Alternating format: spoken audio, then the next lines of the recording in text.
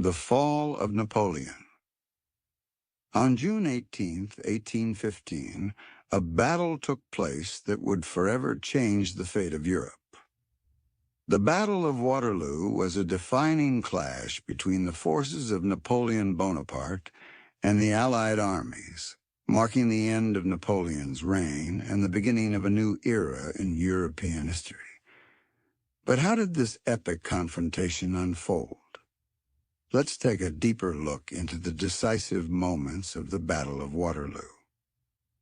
Napoleon Bonaparte had returned from exile on the island of Elba in March 1815, starting what would be known as the 100 Days of his rule. His return was met with an overwhelming sense of urgency in Europe, as European monarchies, including Britain, Prussia, Austria, and Russia, quickly formed the Seventh Coalition to stop his advance. By mid-June, the stage was set for a final showdown between Napoleon and the Allied forces. The battlefield was set near the village of Waterloo in modern-day Belgium, about 13 miles south of Brussels. Napoleon's forces, consisting of around 73,000 men, faced off against the combined armies of the British, Dutch, Belgian, and German soldiers under the Duke of Wellington and the Prussian army, led by Field Marshal Blücher. Together, Wellington and Blücher commanded about 118,000 men. Napoleon's plan was bold, as it always was. He aimed to crush Wellington's army before turning to face Blücher's Prussians. To do this, Napoleon had to act quickly and decisively, attacking Wellington's forces as they were still regrouping after their previous encounters with French forces. The timing of the attack was crucial, as the arrival of Blücher's Prussian forces could shift the balance of power in the battle. The battle began around 11 a.m., but it was not without challenges.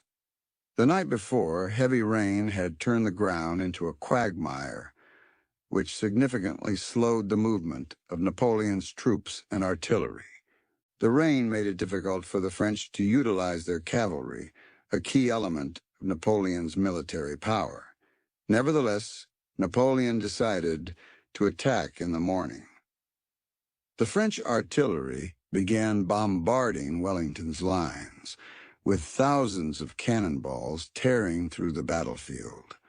However, the British troops, commanded by Wellington, were well prepared and took shelter behind strong defensive positions.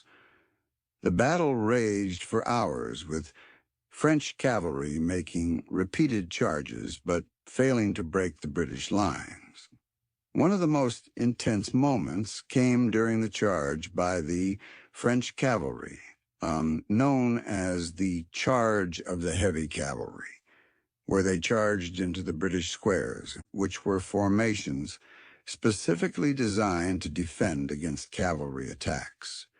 Meanwhile, on the French left flank, Napoleon's forces were engaged with the Allied troops under the command of the Dutch and Belgian forces. Despite strong resistance, Napoleon's forces were able to push back these troops, but the British center held firm. Around 4 p.m., the battle took a dramatic turn. The Prussian army, which had been marching toward Waterloo since the morning, arrived on the battlefield. The Prussian forces, numbering around 50,000, began attacking Napoleon's right flank. Napoleon had hoped to defeat Wellington before Blücher could arrive, but now the French forces were forced to fight on two fronts. Napoleon sent his Imperial Guard, his most elite soldiers, to break through the center of the British lines in one final, desperate attack. This attack, however, failed. The British troops, tired but resolute, held their positions, and the French Imperial Guard was forced to retreat. This marked a major turning point in the battle. By 7 p.m., Napoleon's forces were in full retreat, and Wellington's army, supported by the Prussians, began pushing the French back toward the town of Genappe. The end came around 8 p.m. Napoleon's army, disorganized and in full retreat, was unable to mount any further resistance. The battle was decisively won by the Allied forces. Napoleon, realizing that his empire was lost, fled the battlefield, marking the final chapter in his reign. The aftermath of the Battle of Waterloo was swift.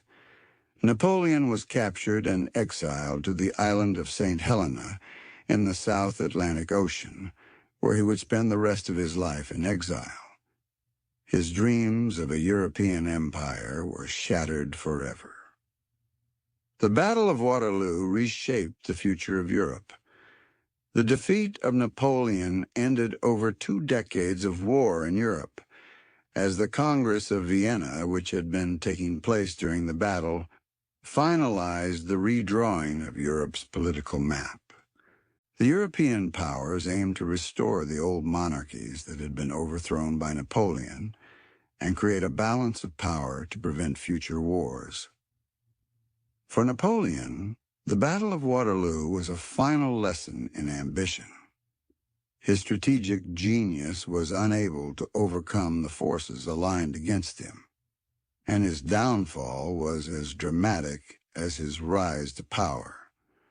The battle remains one of the most significant moments in military history, not only for its immediate consequences, but for the lasting impact it had on European politics and the balance of power.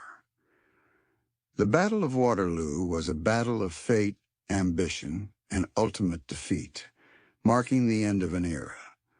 It serves as a reminder of how one man's dream of empire can change the course of history for better or worse.